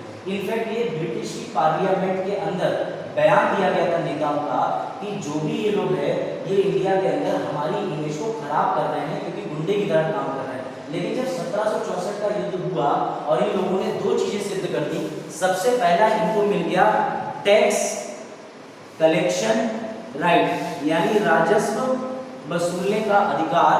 अब ये जो गुंडे थे वो कन्वर्टेड हो गए, क्लियर हुआ। दूसरी चीज से क्या मिल गई, दूसरी चीज मिल गई वैधता, इसे इंग्लिश में बोलते हैं लेजिटिमेसी। तो सर लेजिटिमेसी और टैक्स कलेक्शन राइट से क्या हुआ, लेजिटिमेसी से ये हुआ कि ईस्ट इंडिया कंपनी की पे नजर पड़ी और ईस्ट इंडिया कंपनी ने कहा इसने दो राजाओं के साथ संधि कर दी, और कोई भी संधि वैध होती है, और उस संधि में इन्हें 3 प्रांतों का राजस्व वसूलने का अधिकार मिल गया। वो 3 प्रांत कौन से थे, बंगाल, उड़ीसा, बिहार।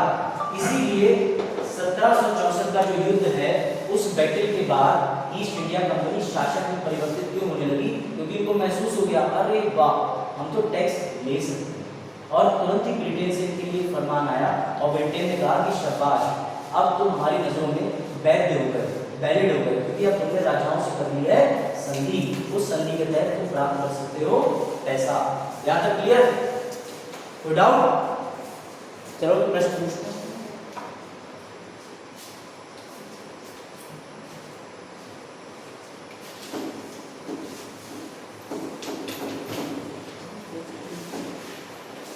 कंपनी बताओ 1600 में कहाँ बनी, लंदन में, किसके आदेश पर बनी, ब्रिटेन के, ब्रिटेन पार्लियामेंट, क्योंकि लॉ कौन बनाता है, संसद। तो इसके लिए रॉयल चार्टर किसने डिजाइन करा होगा, संसद ने, किसके हुक्म पे, क्वीन के, उसे क्या बोलते हैं, रॉयल चार्टर। ये जो रॉयल चार्टर था इससे 2 तरीके की शक्तियां मिली थी, सबसे पहले लीगल यानी विधिक, और दूसरा राजनीतिक पॉलिटिकल। इन शक्तियां मिलने के बाद में ये लोग इंडिया में आए और उन्होंने इंडिया में अपने व्यापार को बढ़ाना शुरू करा। जब ईस्ट इंडिया कंपनी ने ये पूरी प्रक्रिया करी, इस पूरी प्रक्रिया को क्या कहते हैं, इंपीरियलिज्म यानी साम्राज्य। यहाँ तक क्लियर हुआ। उसके बाद ईस्ट इंडिया कंपनी जब 1600 में आई तो ईस्ट इंडिया कंपनी ने सिर्फ और सिर्फ बैठ करके एक अच्छे दर्शक की तरह, क्योंकि तुम लोग नहीं हुए हो पहला लेक्चर, तो उसने सिर्फ लेक्चर को सुना, उसके बाद पूछा सहारा और डीएससी, ठीक है। तो उसके बाद जब ये कंपनी आई, इस कंपनी ने सबसे पहले ये देखा कि इंडिया के जो मुगल्स थे या शासक थे, ठीक है, रूलर्स थे, उनकी वीकनेस क्या थी, और उनकी वीकनेस को ऑब्जर्व करने में सबसे पहले मदद मिली फायदा, किस्मत। सबसे बड़ी किस्मत का फायदा 1707 के बाद भारत में मुगल्स की सल्तनत की गिरावट देखी थी, और उसके बाद इनके लिए सबसे ज्यादा निर्णायक जो फैसला हुआ वो 1739। इससे सीखे इसमें इनका कॉन्फिडेंस बढ़ा और 1764 में इनके पास कौन से दो अधिकार आ गए? कौन से आ गए? राजस्व और वैधता। याद रखना, क्योंकि आज नंबर दूंगा। बाजार टाइम देखो, अभी तक 10 बजे 10 बज के 10 हो गए। हाँ जी, 10 मिनट और पास करता हूँ। ये चीज समझ में आई आपको? अब देखो तुम लोग कई दिन बाद आ रहे हो तो तुम्हारे दिमाग के ऊपर से नहीं जा सकता है कौन सा, लेकिन थोड़ा बहुत तो आ रहा होगा, क्योंकि लक्ष्मीकांत में सब मिलेगा। ये जो सारी चीजें हैं ना, ये विजन में आप देख पाओगे, अगर इसके अलावा डीटी बाजू कुछ नहीं कर सकते हो। इसका नहीं, पीडीएफ में सब है।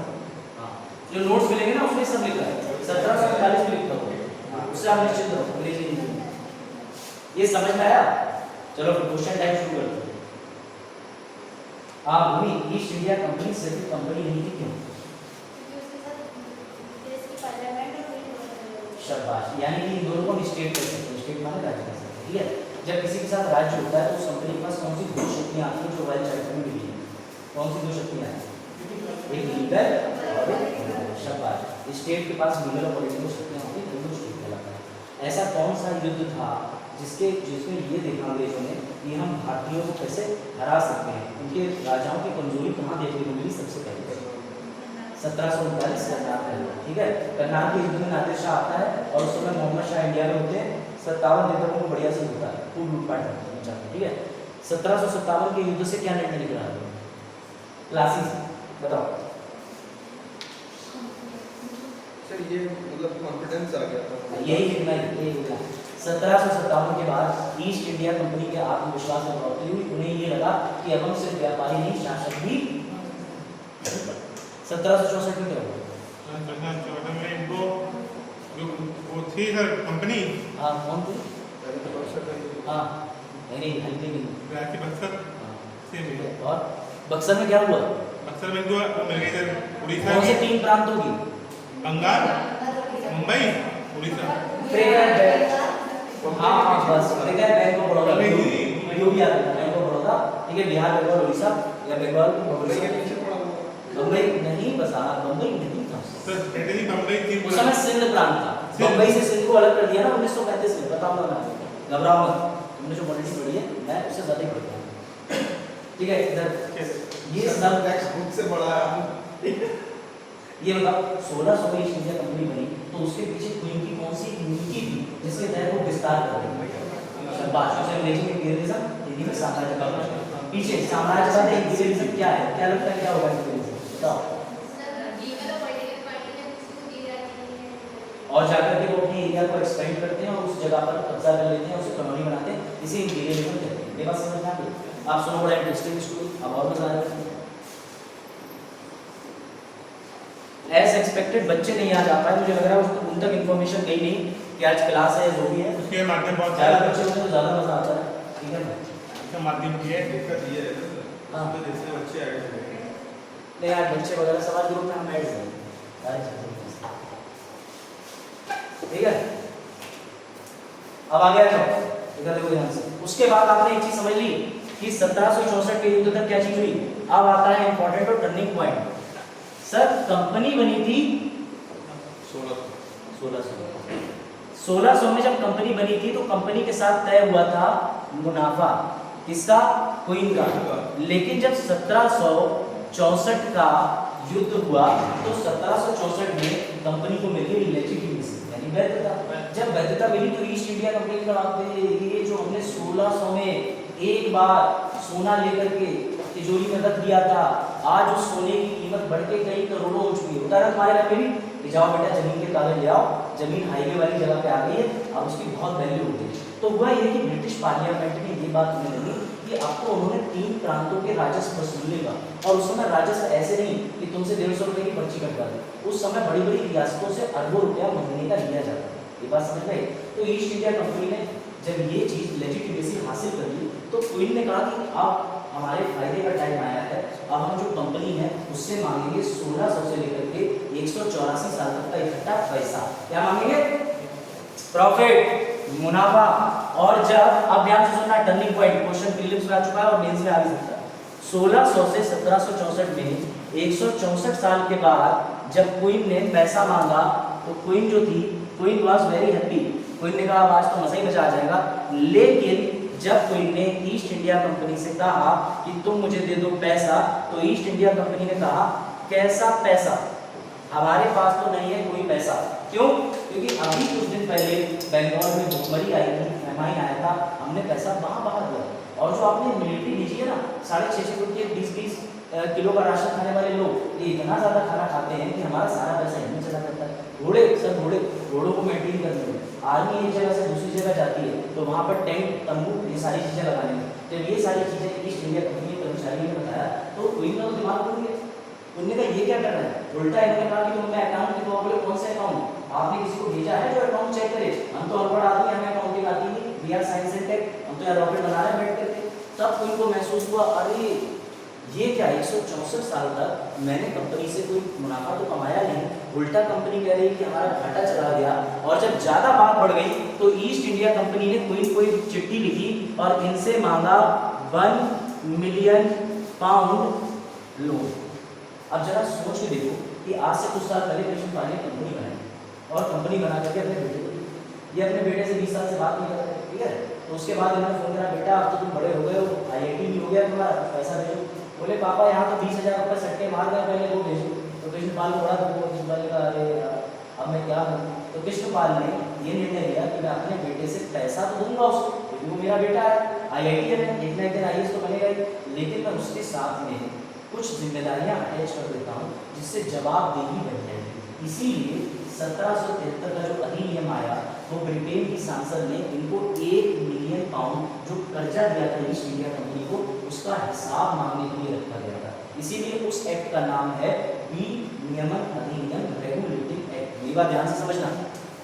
इन्होंने कहा कि एक हाथ दो एक हाथ लो, हम तुम्हें 1 मिलियन पाउंड देंगे, लेकिन बदले में हम तुम पर बनाएंगे लॉ। लॉ की पावर समझ में आई? लॉ की पावर आप देखिए, 7,544 किलोमीटर दूर क्वीन बैठी है इंडिया से, और वो इंडिया से एक रॉयल चार्टर या एक लॉ बना रही है, वो इंडिया में पूरी तरीके से एक कंपनी के ऊपर हावी हो जा रहा है। तो हुआ ये कि एक दिन तेजपाल के पास में फ़ोन आया रात में, और तेजपाल को ऑफर दिया गया। तो फोन था अलादीन का। अलादीन को जानते हो? अलादीन का चिराग, स्टोरी पीछे है चिराग, अलादीन को जानती हो ना? सुना है अलादीन के बारे में? तो अलादीन ने तेजपाल के पास फोन करा, बड़ा इंटरेस्टिंग स्टोरी है, समझना बहुत पता है, देख पढ़ते हैं। तेजपाल के पास फोन करेगा, तेजपाल हमारे पास है ऑफर। तेजपाल ने कहा अलादीन है, ये तो चिराग से नहीं करता है, सब कुछ कर सकता है।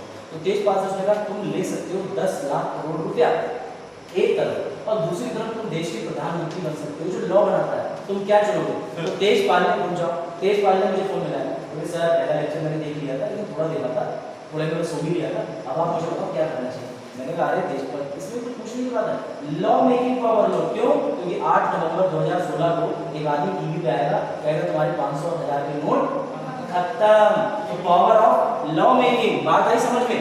ईस्ट इंडिया कंपनी ने पैसा दिया, लेकिन बदले में लॉ बनाने की शक्ति का प्रयोग भी किया, क्योंकि उसे पता था कि ईस्ट इंडिया कंपनी पैसा लेगी, पी जाएगी, लेकिन अगर मैंने लॉ बना दिया तो इसकी जवाबदेही बन जाएगी। अच्छा तुम लोग कुछ एक चीज और नहीं दिख रही यहाँ पर, पुराने बच्चों को देखनी तो चाहिए, पता नहीं क्यों नहीं दिख रही।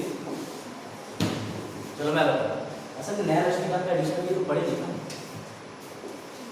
जब कंपनी के पास 1 मिलियन पाउंड का कर्जा उन्होंने पैसे के माध्यम से भेजा और कंपनी पे नियंत्रण करने के लिए रेगुलेटिंग एक्ट बनाया, तो तुम्हें मिला भारत में सबसे पहले एक सिद्धांत जिसे तुम बोलते हो जांच एवं नियंत्रण का सिद्धांत, और इसे इंग्लिश वाले लिखेंगे doctrine of checks and balances. Oh sir, तो ये बात है, यानी कि जांच और नियंत्रण का सिद्धांत यहाँ से शुरू होता है। 1773 में अकाउंटेबिलिटी, पैसा लो लेकिन पैसे के बदले हिसाब दो। बात आई सर, ये सिद्धांत का जन्म 1773 के साथ ही होता है। Is it clear? बात आई समझ में? इसी को लैटिन भाषा में बोला जाता है, लिख लेना, इसकी हिंदी नहीं है, क्विड प्रो क्यो, एक हाथ दो एक हाथ दो। पता है इसका? यानी अंग्रेजों ने कहा ब्रिटिशर्स ने कि हम तुम्हें पैसा देंगे, लेकिन बदले में एक हाथ हम लेंगे, तुम पे नियम तुम पे शासन करने की अनुमति। बात आई समझ में? क्लियर? ये चीज क्लियर हुई? ध्यान में कोई डाउट? समझ में आया कि 1773 किस वजह से बना था? इसका मतलब 1 मिलियन पाउंड रुपया तो दिया था कंपनी को, लेकिन साथ ही कंपनी को कंट्रोल किया। और इसी तरीके से भारत में पहली बिल आई जैसे 1773 का हिंदी में बोलते हैं विनियमन अधिनियम, इंग्लिश में बोलते हैं 1773 रेगुलेटिंग। बात आई समझ में? बता क्लियर हुआ? 1773 में ऐसा क्या हुआ था? जात नियंत्रण, कौन सा सिद्धांत देखने को मिलता है जो आज भी संविधान में है? जात नियंत्रण। हाँ, इंग्लिश में doctor of second health. Clear? बात आई समझ में? चलो एक और उदाहरण देता हूँ इसका, प्रैक्टिकल उदाहरण। बजट कौन पास करता है? बजट कौन पास करता है? संसद। ये लोग कहते हैं हम जो भी कहें, बजट कौन पास करता है? बजट संसद। वो कह रही थी अच्छा मम्मी, अच्छा एक घर का बजट। इसके बाद इनको भाई हो रहा है फिर डिस्कस करना, लास्ट एग्जाम वाले इसको समझ जाओगे, क्योंकि असल में ये फर्स्ट डे है कि अभी आपको बच्चे ज़्यादा होते हैं और माहौल बनता है, तो फिर मेरे एग्जाम्पल में और अच्छे लेवल के एक्सट्रीम चले जाते हैं तो मज़ा आता है। अब अभी तो आज पहला दिन है, वैसे ही लॉ बढ़ाया जा रहा है, उसके ऊपर से भी जा सकते हैं, है ना? हाँ, अब सुनो ध्यान से। बजट जो पेश करा था इस बार, बजट के जो अलग से मिनिस्टर थे उनका नाम क्या है? बजट पेश करा निर्मला सीतारमण। निर्मला सीतारमण बजट पेश करने आई तो जो मिनिस्टर होते हैं, मिनिस्टर को एग्जीक्यूटिव कार्यपालिका बोलते हैं। लेकिन क्या जरूरत पड़ी थी कि तुमने ऑलरेडी बजट एक फाइनेंस यानी वित्तीय मंत्री के हाथों से पढ़ा, उसके बावजूद भी उस बजट को पढ़ा गया, पास नहीं किया गया, उसको एक बिल की तरह संसद के अंदर वोटिंग से पास किया गया, इसकी आवश्यकता क्यों पड़ी? मेरी बात कैसे समझना? मैं इस समय टीचर हूँ, मैं कहूँगा तुम्हें 8:30 बजे से आना, ठीक है? तुम लोग 8:30 पे आते जाओ, लेकिन क्या जरूरत है कि मैं अपनी तरफ से सुझाव लिखूंगा, ऊपर जाएगा ऑफिस में, वो लोग देखेंगे कि सर का 8:30 बजे बुलाने का कोई और हेतु तो नहीं है। अगर 8:30 बजे बुलाने का कोई और हेतु है तो वो मेरी उस पॉलिसी को पूरा नहीं होने देंगे, क्योंकि वो लोग कौन है? Legislative policy maker. मेरी बात बड़े ध्यान से समझना, जिसने बजट पढ़ा वो है एग्जीक्यूटिव कार्यपालिका। अगर उसी के हाथ में बजट दे देंगे तो हो सकता है वो अपने फायदे की चीज रखें, जैसे ईस्ट इंडिया कंपनी लगी। लेकिन जब वो संसद में जाएंगी, बजट पढ़ेंगी, तो वहाँ जितने भी लोग बैठे हैं, दोनों सदन के लोग, वो उस संसद के बिल को पढ़ेंगे, क्रॉस चेक करेंगे, उसे बिल की तरह पास करेंगे, कोई कमी होगी तो विफल करेंगे। इसी को बोलते हैं doctrine of check and balance, जांच और नियंत्रण, यानी कि हो गया आपका जांच और नियंत्रण का सिद्धांत। तो इसका मतलब सर जो उस समय सिद्धांत चला था वो आज भी वर्किंग में है। अगर कोई कार्यपालिका और विधायिका गलती करती है तो आप कहाँ जा सकते हो? दोनों की शिकायत लेके सुप्रीम कोर्ट। क्यों जा सकते हो? ये सिद्धांत जो आज भी प्रैक्टिकल लाइफ में देखने को मिलता है। यानी जब भी क्वेश्चन लिखा जाएगा तो आप 1773 की बात लिखेंगे, ईस्ट इंडिया कंपनी के घोटाले की बात लिखेंगे कि कैसे इन्होंने पैसा डुबो दिया, जब इन्होंने लोन दिया तो उसके लिए विनियमन अधिनियम बनाया। फिर आप लिखेंगे ये चीज़ें आज भी वर्तमान में संविधान में दी हुई हैं, जैसे कि एग्जीक्यूटिव कार्यपालिका, लेजिस्लेटिव विधायिका, इन दोनों को क्रॉस चेक करने के लिए जुडिशरी है, और एग्जीक्यूटिव और लेजिस्लेटिव भी आपस में क्रॉस चेक करते हैं। बजट का एग्जाम्पल ले सकते हो, दूसरा एग्जाम्पल भी आप ले सकते हो। हुआ ये कि कृष्णपाल ने कृष्णपाल ने संसद के अंदर एक बिल पास करा कि किसान खाद्य योजना, उसके तहत उन्होंने कहा कि 10-10 कट्टे हम सबको फ्री में देंगे। अब हो सकता है कि जो 10 कट्टे बनाने वाली कंपनी है उसने कृष्णपाल से पहले सेटलमेंट कर लिया हो कि 100 करोड़ रुपया हर महीने देंगे, तुम हमारे यहाँ से ही कट्टे पहुँचाओ। तो जब ये बिल पढ़ रहे थे तभी कार्यपालिका एग्जीक्यूटिव और वहाँ जितने लोग बैठे हुए हैं वो विधायिका लेजिस्लेटिव है, इसलिए हर पॉलिसी को आज भी क्रॉस चेक किया जाता है। तो हमारे संविधान बनाने के लिए ग्रेट डॉक्टर भीमराव अम्बेडकर ने कहाँ से चीज़ें कनेक्ट करेंगे, तो आपको इसी को बोलते हैं संवैधानिक विकास। हमारा जो 1947 के अंदर संविधान बन के तैयार 1950 में लागू हुआ, उसके पीछे सारे घटनाक्रम हैं, और इस हर घटनाक्रम में कोई ना कोई सिद्धांत, कोई ना कोई ऐसा हादसा है जिसकी वजह से वो चीज़ आज भी आप देखिए। तो ये चीज़ों से कनेक्ट करते हैं, ठीक है ना? बस आप वीडियो में टाइम देखिएगा एक बार, 1 घंटे 1 घंटे 4 मिनट। यहाँ कोई डाउट है तो पूछो, थोड़ा सा और इंट्रो दे दूंगा मैं इसका, मैं एक बार आपसे एडवाइस कराता हूँ, क्योंकि आपको एक बेसिक शुरुआत मिल रही होगी, मैं पढ़ाता रहेगा, आप लोगों की एडवाइस भी चलेगी। किसी को इंग्लिश में, हिंदी में, फास्ट स्पीड, स्लो स्पीड या इसमें कोई डाउट हो आप पूछ सकते हो। लेकिन हाँ, इन दोनों के साथ पर्सनल क्वेश्चन पूछना तो बाद में, जैसे अपने फायदे की चीज़ें पूछ रहे, सहारा ये है वो है, इसका कोई नहीं करना, इंडियन कंपनी से बताओ। अच्छा मुझे लगा पैसा अच्छा पैसा है, अगर फॉर्म आए हुए हैं सहारा के पर्टिकुलरली, हाँ मजाक नहीं कर रहा हूँ। कंपनी है उसे पीएसयू बनाने के लिए क्या करना अब इनके सवाल लेते हैं। अब देखो मैं लॉयर हूँ, थोड़ी देर के लिए आप ढूंढूंगा, बताओ। कोई सरकारी कंपनी है उसे पीएसयू बनाना है, हाँ, उसके लिए क्या करना है? सरकारी कंपनी पीएसयू बनाना, सिलेबस के कौन से हिस्से में सरकारी कंपनी पीएसयू बनाने के लिए प्रावधान दिए गए हैं, प्रीवियस में क्वेश्चन देखो। तो ऐसा उसमें होमगार्ड अधिनियम नहीं लिखा।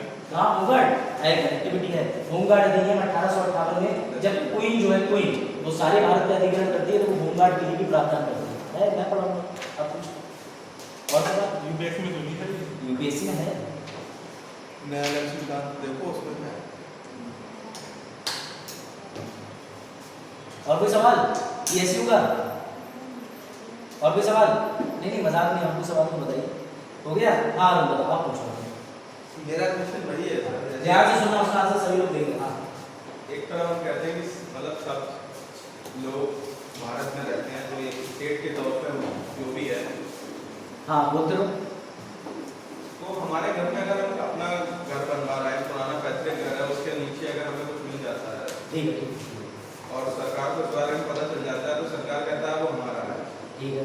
ठीक है सर, मैंने तो या हमने खुदाई से पहले हमें नहीं पता था कि उसके अंदर क्या होगा। ठीक है, ठीक, अगर कोई रिलेवेंट चीज है जो जैसे कि सोना हो गया या पैसा हो गया या चांदी वगैरह हो गया, तो ये सरकार कह रही है कि मेरा है। ठीक है। वहीं पे अगर मैंने यहाँ असला बारूद या कोई भी ऐसी चीज निकल आती है तो सरकार उस बंदे को क्यों, मतलब उसके ऊपर क्यों क्लेम, मतलब वो करने लगती है कि हाँ ये तुमने ही छुपा के रखा होगा। मैं अगर ये बात इसके लिए है तो वो बात उसके लिए क्यों नहीं कि सोना भी तो हमने छुपा कर रखा हो सकता है। चलो मैं तुम्हें प्रैक्टिकली केस बताता हूँ, इससे आपके दोनों डाउट दूर हो जाएंगे। बड़ा इंटरेस्टिंग केस है, उसे लॉ से कनेक्ट करूँगा। पीढ़ी में पूरनपुर क्षेत्र सबको पता है, सरदार रहते हैं, ठीक है ना। हुआ क्या था, आप सभी को पता होगा कि जब इमरजेंसी भारत में लगी थी तो कई क्रांतिकारी गतिविधियां, उसे क्रांतिकारी तो नहीं कर सकते, आतंकी गतिविधियां कहीं। तो हुआ ये था कि पूरनपुर के पास में जितने भी सरदार थे, उनके जो झाले थे और जो खेत थे, वहाँ पर आए दिन आतंकवादी आकर के स्टे करते थे। और स्टे तो करते ही करते थे, जितने भी आतंकवादी थे उनमें ज़्यादातर आतंकवादियों ने खेत की खुदाई करके मोटरा, AK-47 जितने भी असले थे वो सारे छुपा दिए थे कि कल को अगर कुछ भी लड़ाई होगी या किसी पर अटैक करना है तो हम हथियार निकालेंगे मारेंगे। मेरी बात ध्यान से समझना, ठीक है। अरुण का ऐसा ही झाला है, ठीक है। अरुण एग्जाम्पल को रिलेट करना। अरुण एक रात सुबह उठते हैं आराम से, इनके घर में एक बढ़िया सा लैब्राडोर कुत्ता था। कुत्ता पहुंचा, उस कुत्ते ने थोड़ी सी खुदाई करी, इन्होंने कहा अरे हैंड ग्रेनेड, इन्होंने हैंड ग्रेनेड निकाला और इन्होंने तुरंत सरकार के पास में पुलिस को फोन किया। पुलिस आई, पुलिस क्या करेगी? पहले आम पब्लिक का सवाल है, उसी पे आएंगे वापस सोने और चांदी को, क्या करेगी पुलिस इनके साथ? इन्होंने नहीं रखे, ये जानते हैं, मैं जानता हूँ, ये मैंने आपको बताया, लेकिन पुलिस क्या करेगी? डंडे लगाएगी, पूछताछ करेगी। पूछताछ, आपके घर में बॉम्ब निकला, बॉम्ब, हैंड ग्रेनेड, पुलिस नहीं आई, अगर इनका कहना है हमने छुपाया तो हमें बॉडी प्रोटेक्शन मान लो। बाजार के पड़ोस में खड़े हुए, बाजार के बता देने के बारे में आज मूली की जगह बम निकल रहा है, हेलो आ जाओ बम निकल रहा है, बम। अब बताओ क्या होगा? इन्हें पुलिस ले जाएगी ना। मैं जनरली बता रहा हूँ, फंडामेंटल राइट्स आगे का टॉपिक है, करीब ले करते हैं, ठीक है। पुलिस ले जाएगी, उसके बाद पुलिस ले जाएगी। अब ध्यान से सुनना, कंडीशन 2, अभी तक आपको एक चीज समझ में आ गई कि वो असला अरुण का था, हाँ ठीक है, देखो था या नहीं था, ठीक है, ये किसी को नहीं पता। नाउ अब अरुण के यहाँ अष्ट धातु की बेशकीमती मूर्ति निकली उसी झाले से, ठीक है। अब अरुण ने बिल्कुल फोन नहीं करा, क्योंकि अरुण के दिमाग में था कैपिटलिस्ट इकोनॉमी। अरुण ने कहा मैं इसे बेचूंगा मार्केट, ठीक है। और बढ़िया से बाजार में फिर देख लिया, वो मूर्ति की जगह मूर्तियाँ निकल रही है, मूर्तियाँ नहीं, तो फोन कर दिया पड़ोसी की जगह, दुखी के आंसू, ठीक है। अब बताओ अब इनका क्या होगा? दोनों का सर होगा कोई नहीं, पहले मजाक तोड़ा। आपको लॉ की समझ नहीं है। दोनों ही मामले में आपके खिलाफ जो है अवैध संपत्ति का मामला सरकार दोनों ही मैटर में चलेगी। चाहे आपके घर बॉम्ब निकले, चाहे गोल्ड निकले, सरकार का सीधा मामला होगा। अगर आपने कोई चीज छिपाई है तो आप उसका प्रमाण देंगे। अगर प्रमाण नहीं देंगे तो वो गोल्ड जो है जब वो आपका नहीं है, क्यों? क्योंकि वो सरकारी संपत्ति में चला जाएगा और हो सकता है आपकी स्मगलिंग कर दी जाए, हो सकता है उससे संबंधित कोई चोरी करी हो आपने, हो सकता है ये करा हो, इसलिए सरकार अपने अधिग्रहण में ले लेती है दोनों ही चीज़ें। ये मत कहिए कि सर सोना निकला तो ले रही है, कोई और चीज़ निकला तो हमें तो छोड़ दे रही है, सजा नहीं दे रही है, लेकिन फिर भी सरकार अपने साथ ले जा रही है। ये तो भी एक बात। अब आप अपने क्वेश्चन को दोबारा देखिए फिर आगे मेरा कहने का मतलब हाँ कि अगर कोई भी मतलब वैल्यूएबल चीज़ निकल